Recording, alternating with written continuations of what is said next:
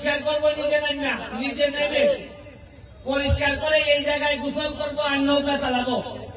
কিন্তু আল্লাহর বিশেষ রহমতে এই জায়গায় যে স্পিড বোট চালাইতে পারবো এটা আমার চিন্তায় ছিল না। আমি মহান রাব্বুল আলামিনের কাছে শুকরিয়া জানাই যে যারা বলতেন যে আমাদেরকে দিয়ে কিছু হবে না, তারা দেখে যান স্পিড বোটের কত গতি, এই গতিতেই সোনারঘাট বহু দূর আগে। আমরা এই স্পিড বোটটা 1 মাসের জন্য আনা হয়েছে। আপনারা প্রতিদিন বিকালে এসে লাইন ধরে আপনারা, আমরা 2টা থেকে শুরু করব।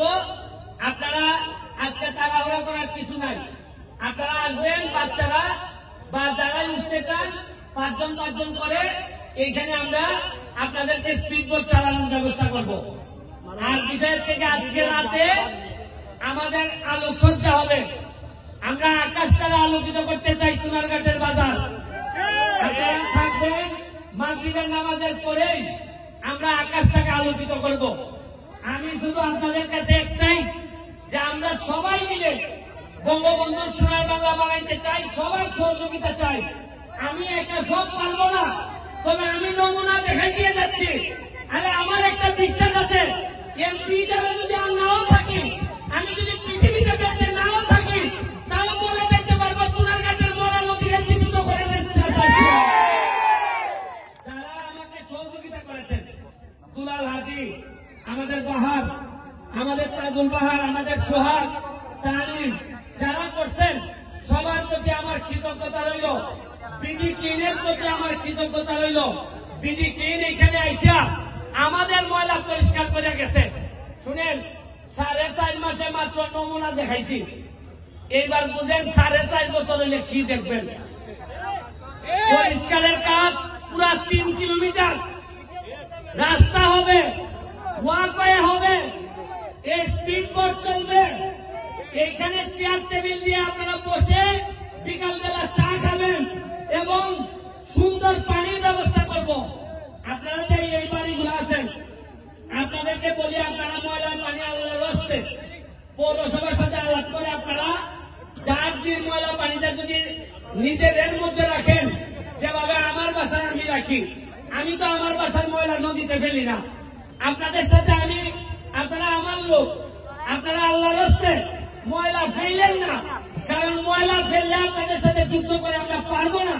কিন্তু আমি আল্লাহর রাস্তে আপনাদের কাছে চাই, বৃহত্তর স্বার্থে, সোনারঘাটের স্বার্থে আর ময়লা ফেললেন না।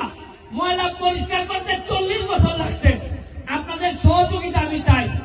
আমি সরকারের কাছে হ্যান্ড ওভার করার আগে আপনাদের সহযোগিতা চাই। সরকারের কাছে হ্যান্ড ওভার হইলে আপনাদের জন্য এটা সুবিধাজনক হবে না। আমি কালকে ওই মাথা থেকে এই মাথা পর্যন্ত 3 কিলোমিটার জায়গা আমি দেখে আসছি।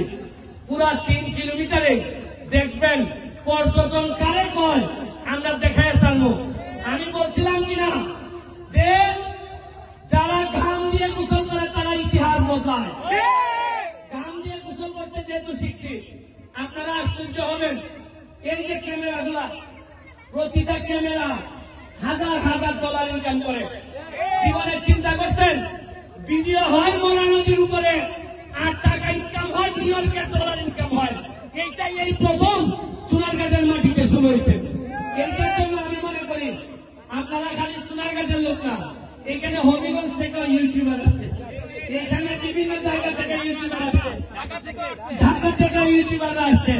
শুনেন, এই সোনারঘাট মাধবপুর আমরা ইতিহাস বদলাইতে আসছি। আমরা আগের মতো করে আর চলবো না। আপনারা জানেন, গত 4 মাসে আমি 29.5 কোটি টাকা বরাদ্দ পাইছি। কত টাকা পাইছি? 29.5 কোটির মধ্যে 25 কোটি হলো আমরা রাস্তাঘাট বানাইতে পারবো। আপনারা জানেন, গতকালকে সিটি পাইছি। এই সিটিতে আইছে প্রতি ইউনিয়নে 20 লাখ টাকা করে দেওয়া হবে। 23টা ইউনিয়নে 4.60 কোটি টাকা দেওয়া হবে। আমি চিন্তা করি যে আমি এত বরাদ্দ পাই আপনাদেরকে জানাইতেছি, আমি এত খুশি হই। তাইলে গত 15-20 বছর এত টাকা গেল কোথায়? এতই কি আমরা গরিব ছিলাম? এই জায়গাটা আমরা পরিষ্কার করতে পারি নাই। কিছু বললেই আমার বিরুদ্ধে, আমি এখন কি করবো বলেন?